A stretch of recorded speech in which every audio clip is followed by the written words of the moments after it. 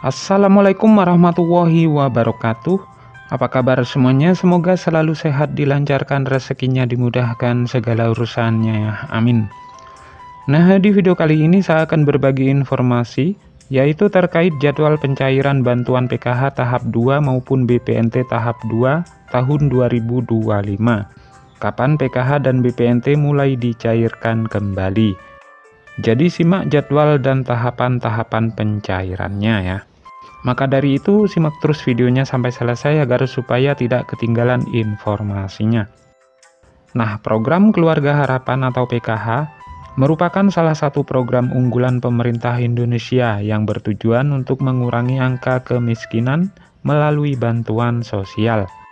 Hal ini tentu memberikan harapan bagi banyak keluarga penerima manfaat KPM ya, yang menantikan bantuan ini untuk memenuhi kebutuhan sehari-hari.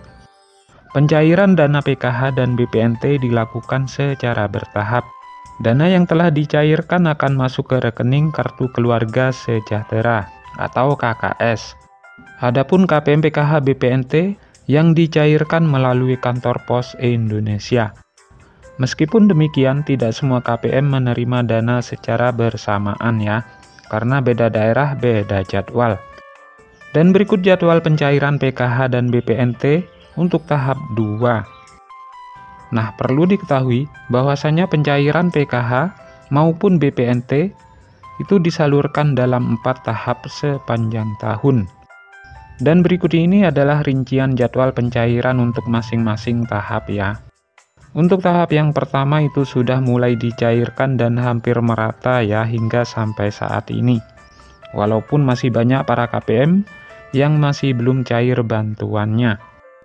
Sedangkan untuk tahap 2, ini akan kembali dicairkan di antara bulan Mei dan Juni. Untuk tahap yang ketiga, ini akan dicairkan di antara bulan Agustus dan September. Dan tahap yang keempat, di antara bulan November dan Desember, baik PKH maupun BPNT. Nah, dengan adanya jadwal ini diharapkan KPM dapat mempersiapkan diri ya, dan mengatur keuangan mereka dengan lebih baik, terutama dalam menghadapi kebutuhan yang mungkin meningkat di setiap tahapan pencairan. Nah, sementara besaran bantuan PKH bervariasi ya, tergantung pada kategori penerima. Untuk ibu hamil, Rp750.000 per tahap, total 3 juta per tahun.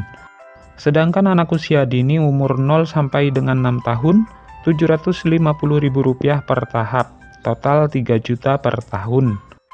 Untuk anak SD sederajat, Rp225.000 per tahap, total Rp900.000 per tahun. Untuk kategori lansia dan disabilitas, Rp600.000 per tahap. Nah, dengan adanya variasi besaran bantuan ini, pemerintah berharap dapat mencakup berbagai kebutuhan yang berbeda dari setiap kategori penerima, sehingga bantuan yang diberikan lebih tepat sasaran.